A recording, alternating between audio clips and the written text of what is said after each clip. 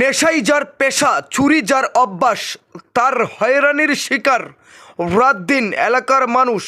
চুরি করে ডেকে আনছে সাধারণ মানুষের সর্বনাশ।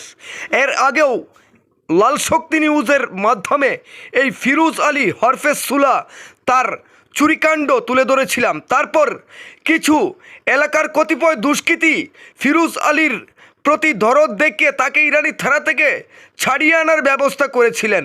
একই সাথে কিছু সংবাদ মাধ্যম ডেকে এনে লাল শক্তির উপরও মামলা করার হুমকি দিয়েছিলেন ফিরোজ আলীকে দিয়ে একটি সংবাদ পরিবেশিত করে।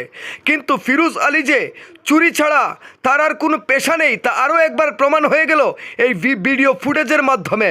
যুবরাজনগর, শ্রীনাথপুর, ইয়াজিগাওড়া এই সমস্ত এলাকার মানুষ রীতিমতো হয়রানির শিকার। গড়ে জলের কলসও রেখে আর নিস্তার নেই, জলের কলস অবধি তুলে নিয়ে যাচ্ছে।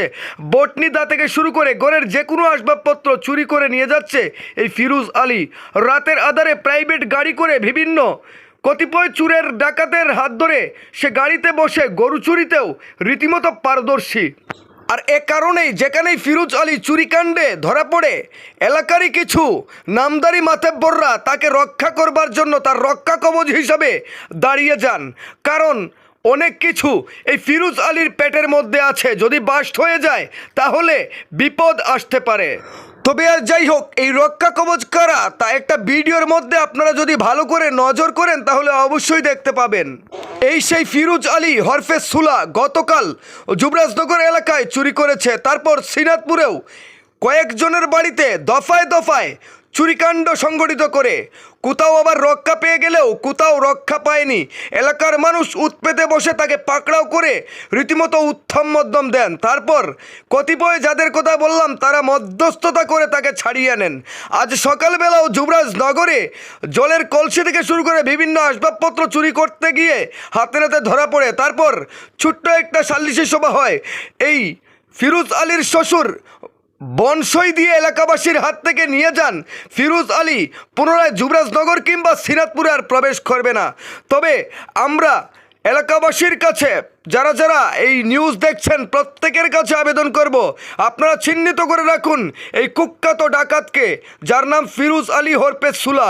তাকে যদি কোনো এলাকায় দেখেন সঙ্গে সঙ্গে হাত পা বেঁধে প্রশাসনের কাছে তুলে দিন, কারণ আপনার এলাকার যে কোনো বড় সর্বনাশ হতে পারে। জলের মোটর থেকে শুরু করে গৃহপালিত গবাদি পশু কোনো কিছুই রক্ষা হচ্ছে না তার হাত থেকে। শেষ অবধি ধর্মীয় স্থান মসজিদের ক্যাশ বাক্স ভাঙতেও তার হাত কাঁপে না। এ ধরনের কুলাঙ্গার চিহ্নিত করে যদি না রাখেন তাহলে আপনার এলাকায়ও ভয়ানক বিপদ আসতে পারে। কেউ কেউ বলছেন হাত পা ভেঙে দিলেই ভালো। তবে আর যাই হোক, কি করা উচিত সেটা প্রশাসন ভালোই বুঝবে এবং এলাকাবাসী যদি সচেতন থাকেন তাহলে সে আর কোনো এলাকায় গিয়ে পা রেখে চুরি কাণ্ড সংগঠিত করতে পারবে না। আসুন দেখে নেওয়া যাক ভিডিও ফুটেজে A to Z ঘটনা। ব্যুরো রিপোর্ট, লাল শক্তি নিউজ।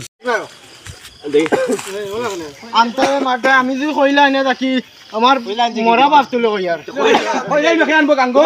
আমি তোরা চিল্লা আমি দৌড়িলাম তুলো লাইটার গেছে দরিয়া ফুলা বেটা দরিয়া আও না উপায় নেই ওয়া দেবে ওয়া কইলা দাদা আমার আরে সব দিবি আমি কাছে মত দিবি কইলা কারে আম কইলা খানো কইলা বা ইগো হাত রে এই হাসাও তা মান নালে দানমাই লিবাও নো কইলা হাসা মান উনো আসলাম জানো জি সুর তো আমি দরিয়া এমনি দিয়েছি দৌড়াইয়া লইয়া দৌড়াইয়া তো তোরে লইয়া উঠছি আমার এই দৌড়াইতে তো আমার দৌড়িলা মানে তে দৌড়াও না দৌড়া তো ইতে থাকি দাও তোরে কি দাইছে ইগো হাত পাজ ইগো যে আমি আমতে পার হইছিল ঘুরে আও ভাই তো হইয়া কইলা কামটা যাচ্ছে কই তো কাম যা কইলা লিয়া গেছে না হইয়া না গুঞ্জর ফল লগে থাকে গুঞ্জর ফল লগে থাকে কোনটা নাই আমি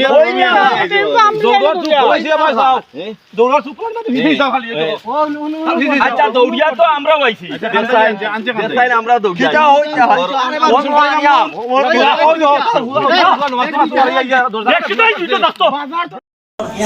সুরাই যাওয়ার ধরা হয়েছে